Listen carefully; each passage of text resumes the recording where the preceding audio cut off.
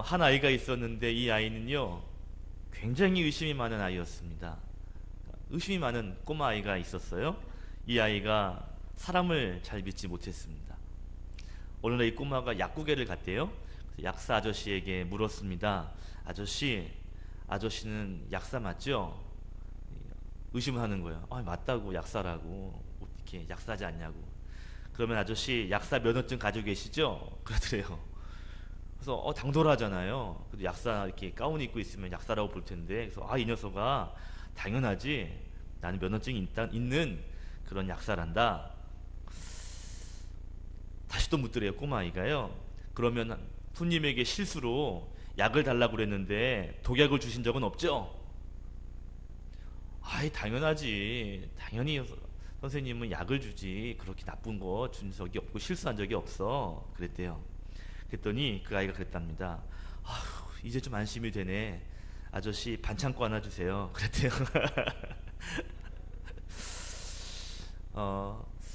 의심 없는 그 아이의 어떤 모습이죠. 오늘 믿음에 대한 이야기를 좀 하려고 합니다. 여러분, 우리가 신앙생활 할 때 가장 필요한 것이 있다면 아마 믿음일 거예요. 아마 여러 가지가 필요하겠지만 그 가운데 믿음은 빠지지 않는 신앙의 요소라 할 수 있습니다. 히브리서 11장 6절에 말하듯이 믿음이 없이는 하나님을 기쁘시게 할 수 없나니 그랬거든요. 그러니까 우리가 하나님을 기쁘시게 하는 그런 신앙생활을 하기 위해서는요, 믿음은 꼭 필요한 요소입니다. 또 신앙생활 가운데 여러 가지가 있지만 믿음이 또한 가장 기본이 되는, 기초가 되는 것이라 할 수도 있거든요. 또 믿음은 여러 은사 가운데에도, 영적인 은사 가운데에도 어떻게 보면 가장 중요한 은사가 또한 믿음이라 할 수 있습니다. 그래서 우리는 날마다 믿음이 있게 해달라고 기도하죠. 믿음이 이미 있음에도 불구하고 하나님 더 큰 믿음을 주십시오. 더 믿음이 성장하게, 또 성숙하게 해달라고 우리는 날마다 기도합니다. 예전에 있는 교회에서 어떤 여자 집사님이 기도를 열심히 하시는데 우연히 제가 그 기도를 들었는데 그 기도의 내용이 이랬어요. 하나님, 내 믿음, 그리고 남편의 믿음, 우리 아이들의 믿음을 좋게 해달라고 그렇게 기도를 하는데 간절하게 기도를 하시더라고요. 제가 알기로 그 남편 되시는 집사님도 믿음이 굉장히 좋은 분으로 제가 알거든요. 그럼에도 불구하고 이분은 남편의 믿음을 위해서, 또 자녀의 믿음을 위해서 간절하게 기도하는 걸 봤습니다. 이 모습이 어쩌면 그분의 삶뿐 아니라 어쩌면 우리의 모습이지 않겠어요? 그죠? 우리가 내 자신을 바라보면 믿음이 있는 것 같다가도 없는 것 같은 그럴 때가 종종 있거든요.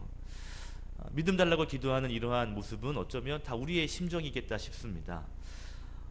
저도 제가 목사지만 이게 믿음이 이거밖에 안 되나 할 때가 한두 번이 아니거든요.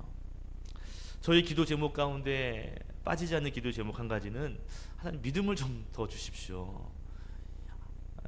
우리 성도님들 저렇게 믿음이 좋은데 목사는 더 줘야 되지 않겠습니까? 이런 기도를 할 때가 종종 있습니다. 자, 오늘 1절에 보니까요 이렇게 시작합니다. 믿음이 강한 우리는, 그러면서 믿음이 강한, 오늘 이 제목 가지고 함께 믿음에 대한 말씀을 나누고자 하거든요. 자, 여러분 저 보세요.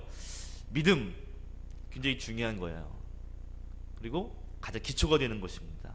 근데 믿음을 기능적인 면으로 보면 두 가지로 나눌 수가 있어요. 사실은 한 가지 믿음인데, 근데 이 믿음이 하는 역할, 기능으로 볼 때 이 믿음이 두 가지로 이렇게 구분할 수가 있다는 거예요. 첫 번째는 뭐냐면, 첫 번째 믿음의 이 기능은 구원에 이르게 하는 믿음이에요. 에베소서 2장 8절 말씀처럼 우리가 믿음으로 말미암아 구원을 받았나니, 우리는 구원을 믿음으로 받습니다. 그죠? 고개를 끄덕여 주세요. 맞죠? 믿음 외에는 우리가 구원받을 수 있는 조건이 없어요. 우리의 행실, 착함으로는 우리가 구원에 이를 수 없습니다. 오직 예수 그리스도의 십자가를 믿음으로 말미암아 우리는 구원의 바늘에 들어갈 수가 있는 것이죠. 그래서 구원을 얻기 위해서는 믿음이 필요합니다. 그러니까 구원에 이르게 하는 믿음. 그러니까 믿음의 첫 번째 이 기능은, 그러니까 구원에 이르도록 하는 거예요. 구원에 들어가도록, 천국 갈 수 있도록 하는 게 믿음이에요. 돈으로도 못 가고 모두 못 가고 오직 믿음으로 가는 나라, 하나님 나라. 믿음으로만 가는 거기 때문에 믿음의 첫 번째 기능은 구원에 이르게 하는 것입니다. 자, 그런데 두 번째 기능이 있어요. 그 기능은 뭐냐면 구원에 이른 이후에, 구원을 받은 이후에, 우리 안에 천국이 있는 그 이후에 나머지의 삶을 살아가는데, 그 나머지의 삶을 살아갈 때에도 믿음이 있어야 됩니다. 그거를 뭐라고 말하냐면 내 안에 구원을 받은 이후에 예수님을 닮아가야 된다. 그래서 그걸 성화라고 성경적으로 말해요. 그러니까 믿음에 이르는 것, 구원에 이르는 믿음, 이걸 가리켜서 칭의라고 합니다. 칭은 불러주는 거예요. 의는 의롭다고.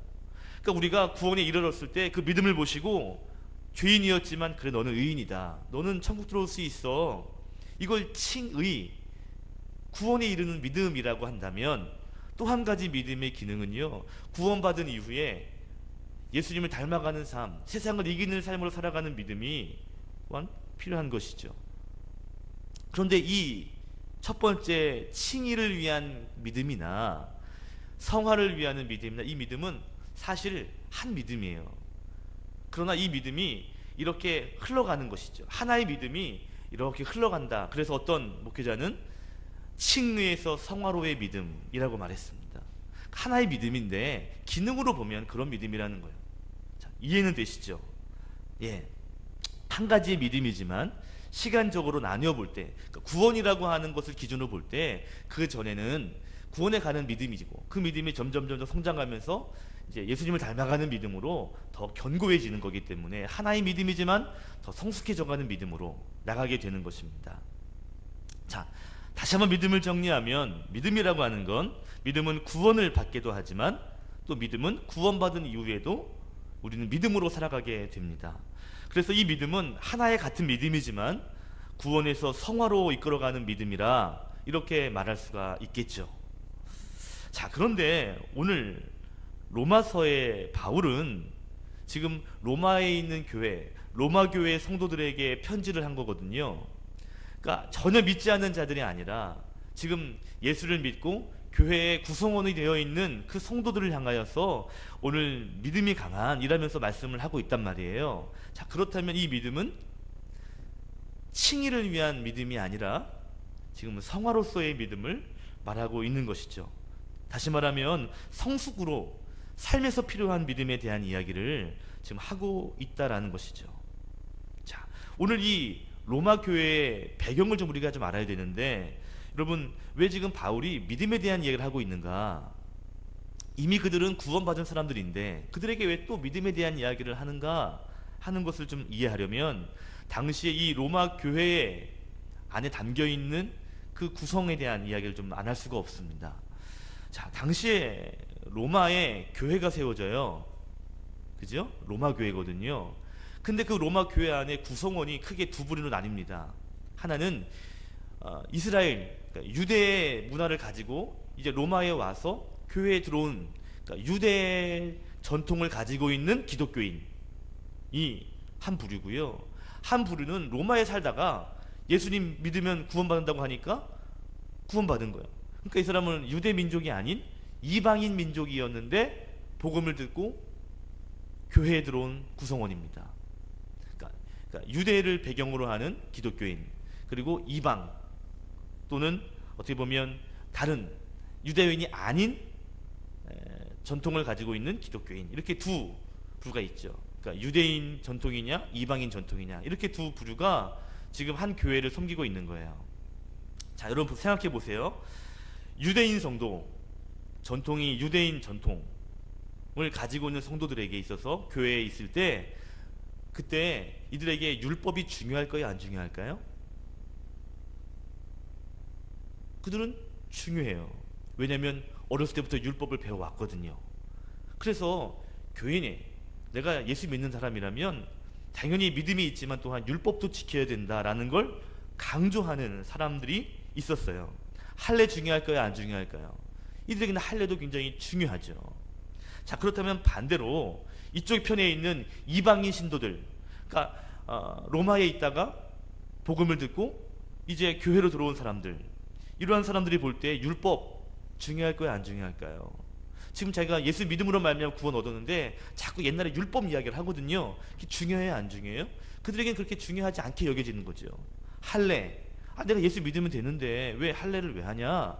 뭐 이런 이야기가 자연스럽게 나올 수 있다 이 말이죠. 왜냐하면 그들에게는 믿음이 제일 중요했거든요.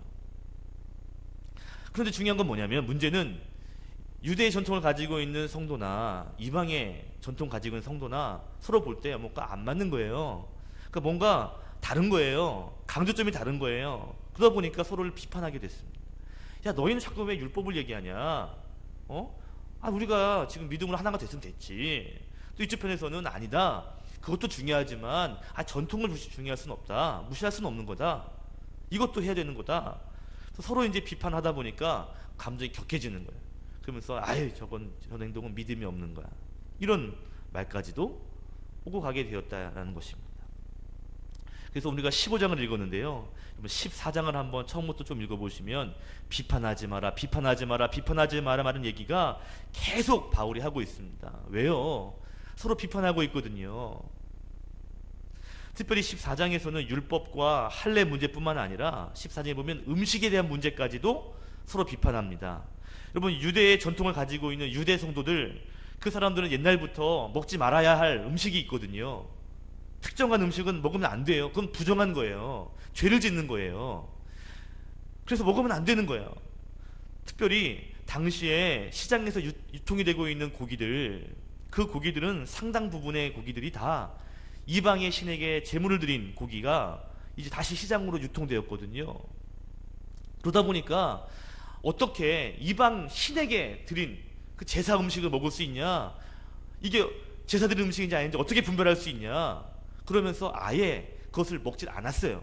그래서 그들은 채식주의 하는 사람들도 굉장히 많았습니다. 왜요? 죄짓지 않기 위해서, 자기 믿음을 지키기 위해서 그랬다는 겁니다. 그런데 반대로 유대적인 배경이 없는 그리스도인들이 있잖아요. 그러니까 이방인 출신의 성도들, 그들의 삶은요 전혀 그런 게 아니거든요. 그래서 괜히 막 믿음이 있다고 하면서 채소만 먹고 막 이러는 모습이 별로 좋지가 않은 거예요. 결국 유대인들이 꺼리는 음식을 이들은 꺼리지 않고 먹습니다. 야, 믿음이 있으면 먹어도 되는 거야. 뭔 소리 하고 있어? 이 믿음 없는, 그러니까 그런 소리 하고 있네. 이러면서 괜히 비방하면서 자기들은 자기의 믿음을 왜 길을 가고 있는 거예요. 문제는 뭐냐면 서로를 바라보면서 서로의 믿음을 비판하고 있는 것, 이것이 당시 로마 교회의 하나의 문제 중에 하나였습니다. 이해가 되시죠? 이런 정황 가운데 오늘 바울이 믿음이 강하다는 게 뭔지 아느냐? 우리가 늘 믿음이 좋기를 기도하고 내 믿음을 위해서 기도하는데, 믿음이 강한 것, 믿음이 좋은 것이 뭔지 아냐 하면서 그들을 위해서 믿음의 이야기를 다시 꺼내고 있습니다. 여러분, 우리도 믿음에 대한 기도가 늘 있잖아요. 그죠? 오늘 이 말씀을 통해서, 특별히 오늘 말씀은 구원받은 성도 그 다음 이야기거든요. 그러니까 성화를 향해 나아가는 이 믿음을 통해서 우리가 어떠한 태도를 가져야 되는지, 어떠한 믿음을 가져야 되는지, 우리가 오늘 말씀을 통해서 두 가지의 믿음을 함께 좀 생각해 보고자 합니다. 자, 첫 번째로 1절부터 3절을 보시면 공통으로 소개되는 말씀이 있어요.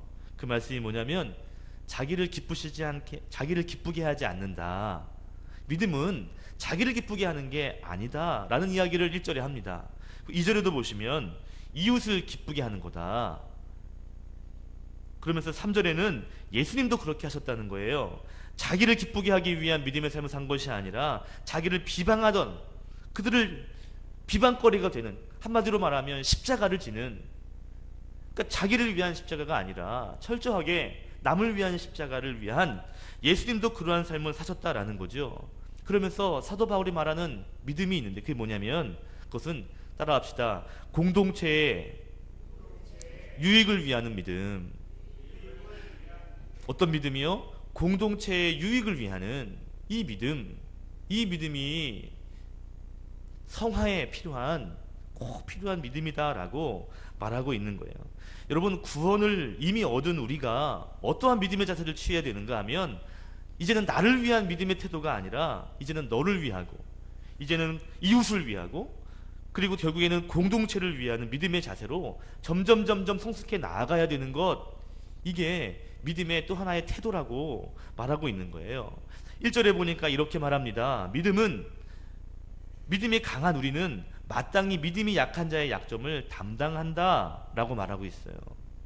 그 믿음이 좋다는 것, 믿음이 좀 있다라고 말한다는 건요, 그건 믿음이 약한 자를 돕는, 그의 약점을 담당해주는, 그것이 진정한 강한 믿음, 좋은 믿음 아니겠느냐라는 것이죠.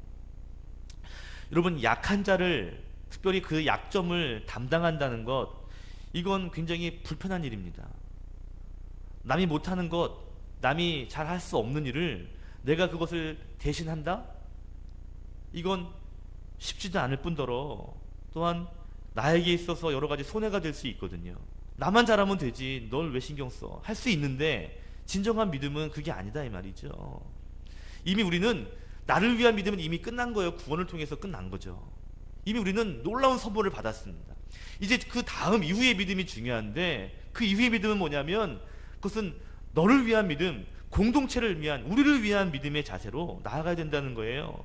그래서 때로는 나보다 약한 자를 바라보면서 그의 약점, 그의 허물을 나의 것으로 담당할 수 있는 그러한 믿음의 자세가 필요하다 이 말이에요. 여러분, 약한 사람의 약점을 담당하려면요, 내가 거기에 힘을 쏟아야 됩니다. 에너지를 투자해야 되죠. 시간도 필요합니다. 물질도 할애해야 되고요. 정성도 필요합니다. 이건 너무 귀찮고 어려운 일이죠. 그러나 구원받은 이후에 우리가 보여줘야 할 믿음의 태도가 바로 이러한 모습이라는 것이죠. 여러분, 예수님의 십자가의 믿음, 그것도 역시 마찬가지예요. 우리가 예수님이 아는 그 십자가를 감당하셨을 때, 그 십자가가, 내가 십자가를 감당하면 이 사람들 날 존경해 줄 거야, 십자가를 지면 나는 영웅이 되는 거야, 자식들 말이야, 이러면서 십자가를 지신 게 아니에요. 철저하게 그 십자가는 나를 위한 것이 아니라 너를 위한 것이고 우리를 위한 것입니다. 저와 여러분을 위한, 이 땅에 사는 모든 사람들을 위한 십자가였다는 것이죠. 그리고 그 십자가는 교회의 공동체를 위한 십자가가 되었습니다. 철저하게 남을 위하는, 남을 배려하는, 철저하게 공동체를 세우는 것이 바로 십자가의 원리거든요.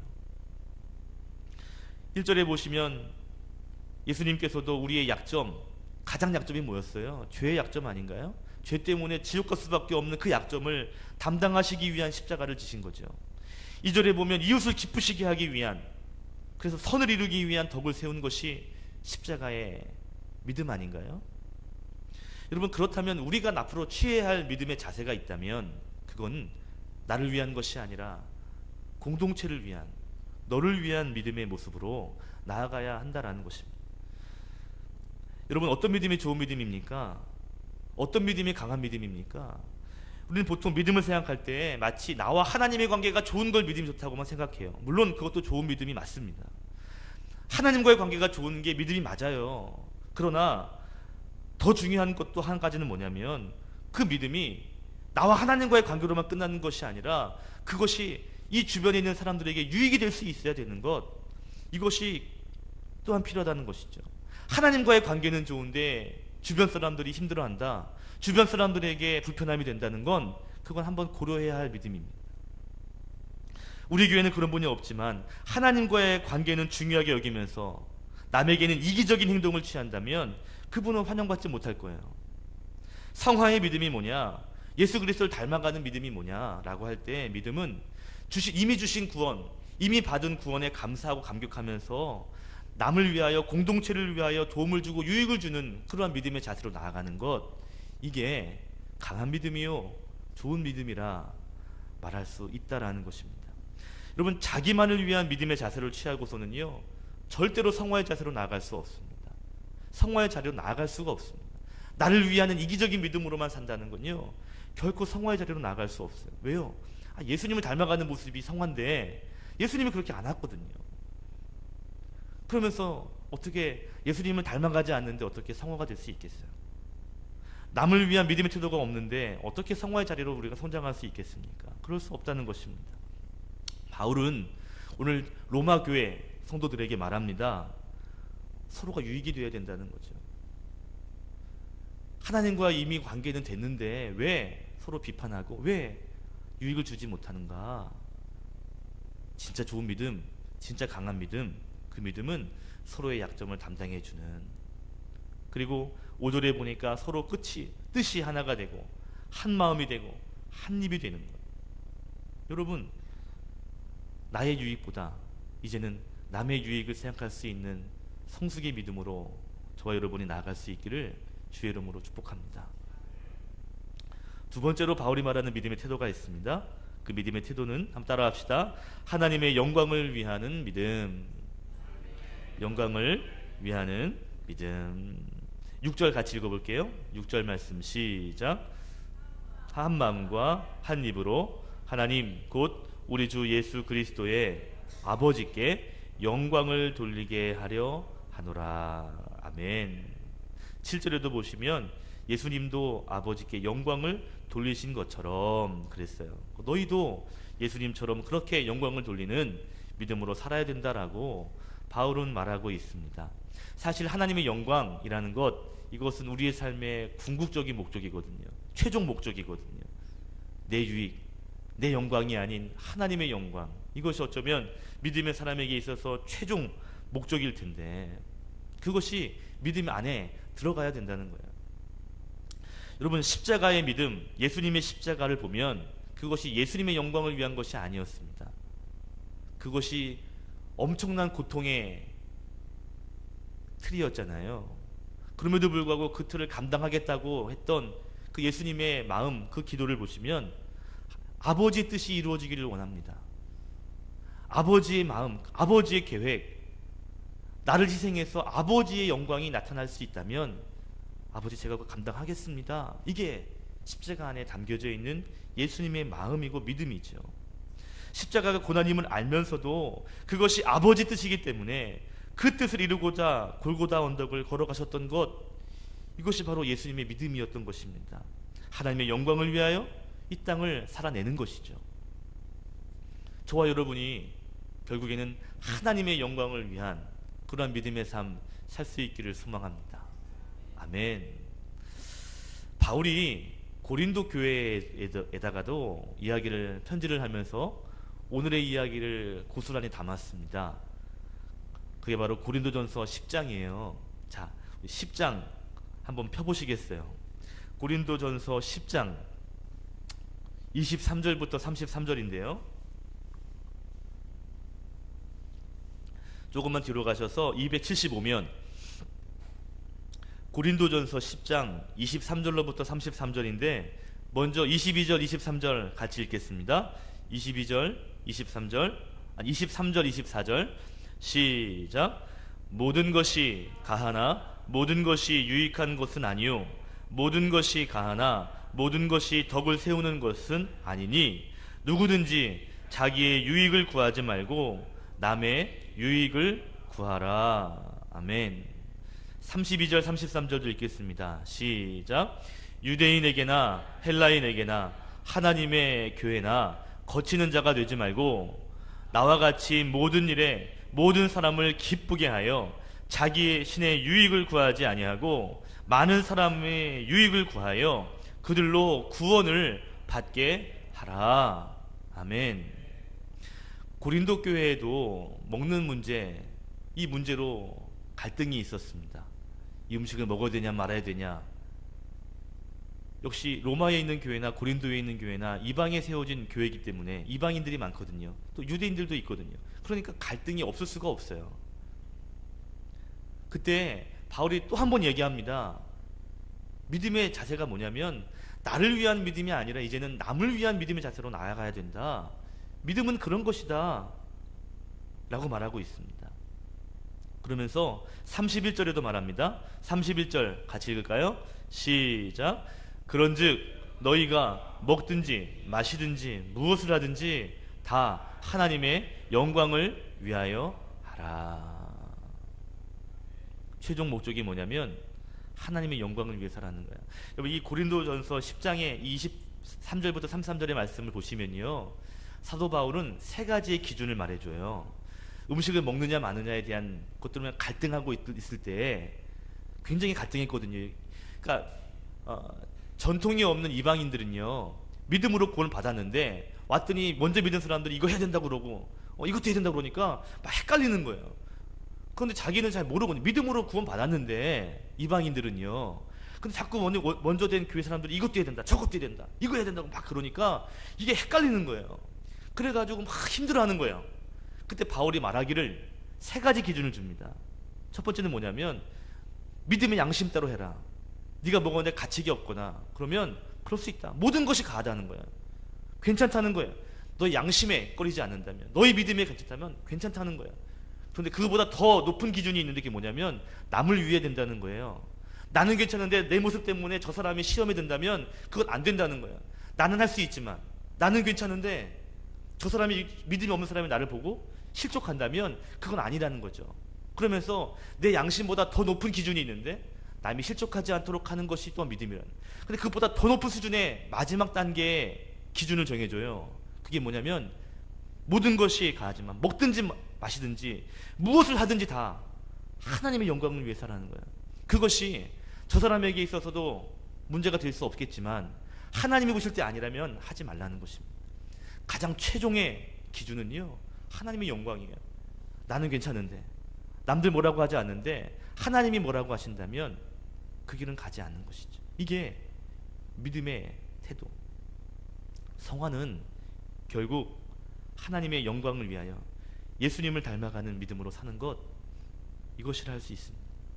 나의 유익을 넘어, 또한 공동체의 유익을 넘어 결국에는 하나님의 영광을 위하여 살아가는 것이, 그것이 최종 우리 믿음의 태도라 할 수 있는 것이죠. 여러분, 예수님을 닮아가는 믿음, 성화의 믿음이 하나님의 영광을 나타내는 믿음으로 저 여러분 삶 가운데 나타날 수 있기를 축복합니다. 마지막 결론합니다.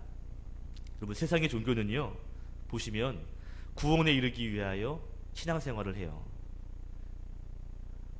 뭔가 최고의 어디에 올라가기 위해서, 뭔가 어디 반열에 올라가기 위해서, 그래서 신앙생활을 열심히 합니다.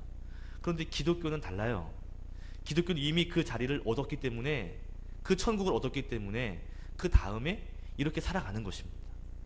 우리가 지금 천국 가려고 이렇게 예배드리는 것이 아니에요. 이미 우리는 천국 갑니다. 이미 우리는 칭이, 우리가 예수 그리스도를 믿음으로 말미암아 이미 우리는 천국 갈 수 있는 자격이 주어집니다. 선물을 받았어요. 그거를 가기 위해서 지금 열심히 기도하고 예배하는 것이 아니에요. 그 이후에 예수님을 닮아가는 모습으로 우리는 성화의 자리로 나아가는 믿음의 자리를 가고 있는 것이죠. 그렇기 때문에 우리는 이제 나를 위한 믿음의 자리를 넘어서 공동체의 유익을 위하는 믿음으로 살아가야 합니다. 아멘. 또한 나의 유익을 넘어 하나님의 영광을 위하는 믿음으로 살아가야 하는 것입니다.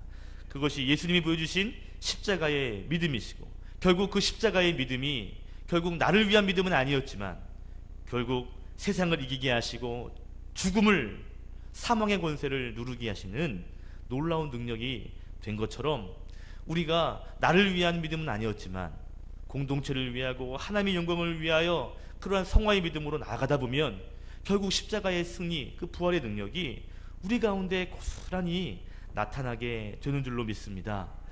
아멘. 오늘 주시는 강한 믿음, 귀한 믿음을 가지고 결국 이 세상을 살아가시는 축복의 사람 되시기를 주님의 이름으로 축원드립니다. 기도하겠습니다.